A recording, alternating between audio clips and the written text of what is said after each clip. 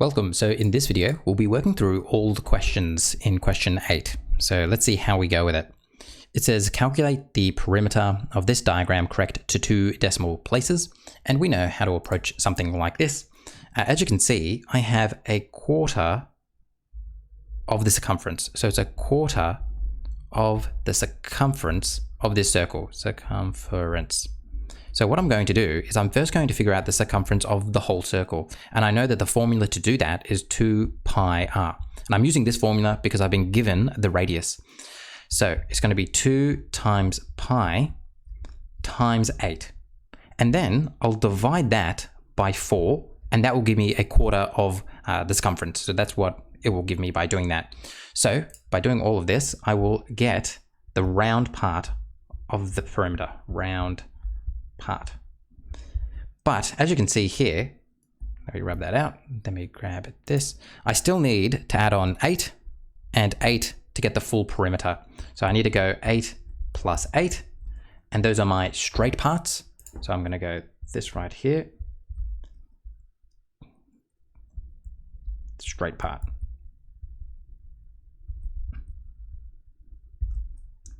All right, so now I will come to my trusty calculator and I will go. Now I'm going to have to move this a bit.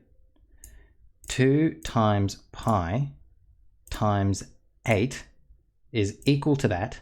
I will then divide that by 4, then go plus 8, and I will get 28.56. I need to round to 2 decimal places, so it'll be 28.57. So I'll come here and I will write 28.57 centimeters. And that's how you do part A. Let's now go on to part B, which is over here. All right, so how are we going to do this one? Well, it's very similar.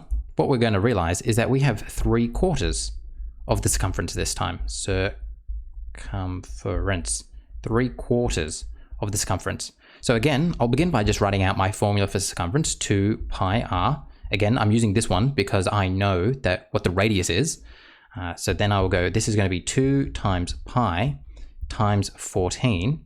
And now this is where some people might get a bit stuck because I don't want the full circumference. I only want 1/4 of it. So what that means is I'm going to times it by 3 on 4. And by doing that, I'll get I'll get 3/4 of this circumference. So I times it by 3 on 4 to get 3/4 of the entire circumference. So that right there will give me all of this. That's what it will give me. So that is the round part. Round part. But I still have to account for the straight parts, which are here and here. Both of these are 14 because they're both my radiuses, plus 14, plus 14. I will come here. This is the straight part. So I'll come here and let's now put on all this information. Now this is going to be easier on your calculator than it is on mine. So I'm just going to have to make sure I use my brackets wisely. 2 times pi times 14, close my brackets, times that by 3 divided by 4, so 3/4, and that's going to be equal to this. Then I have to plus 14 twice, plus 14 to account for those straight parts. And my final answer will be 93.97. That's what my answer is going to be, 93.97. I don't have to round up. So it's going to be 93.97 meters. And that will be my answer for that one. Let's move on to the last part here, the most tricky of them all, and it is this. Now, in the last 2 questions, we kind of figured out how much of the circumference we needed. Was it 1/4? Was it 3/4? Well, here we've been given the angle. We've got 45 degrees. So that means we have 45 divided by 360, because that's the total, of the circumference. Circumference. So we have 45 over 360 of the circumference. So that's how we're going to approach this question here. We're simply going to use this logic there. If you're kind of struggling as to why this is the case, it might be good to know. Just go to a bit of a simpler example. Let's imagine you had half a circle In which case, what would the angle be from the center? Well, it would be 180, wouldn't it? Because that's just a straight line. So in this case, we would have 180 over 360 of the circumference. Circumference. And 180 over 360, that's just a half if you simplify it down. So it's just a half of the circumference. So as you can see, that's all we're doing here. You can use that angle to figure out how much of the circumference you're after, but you don't have to write that down. That's just so you can understand what we're doing. All right, now we come here and we're just going to approach this as we normally do. Our circumference is going to be 2 pi r, in which it's 2 times pi times, now my radius is 2, and then I need to times this by 45 on 360. Make sure you've got your brackets in the correct spot. Yeah, I use my brackets correctly over there. Good. So I've put brackets here because this whole thing is being times by 45 on 360. Now let me just leave that for the time being, because when I come to my calculator, I'll put that in. But needless to say, this is my round part.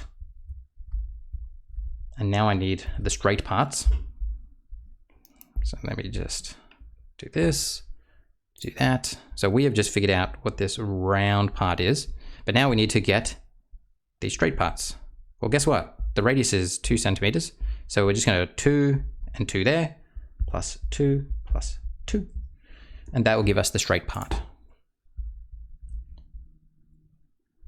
Straight part. Let's move this over here. Might zoom out a bit. Come to my calculator, clear it. All right, we've got to be careful again. 2 times pi times 2 brackets times brackets 45 on 360, close my brackets, that is equal to that. Then I go plus 2, and that will give me 5.57, and I don't round up, it just stays like that, 5.57 equals 5.57 centimeters. And that's how you do that question. Hopefully that made sense on doing question 8, and all of that makes good sense now. I will see you in the next video.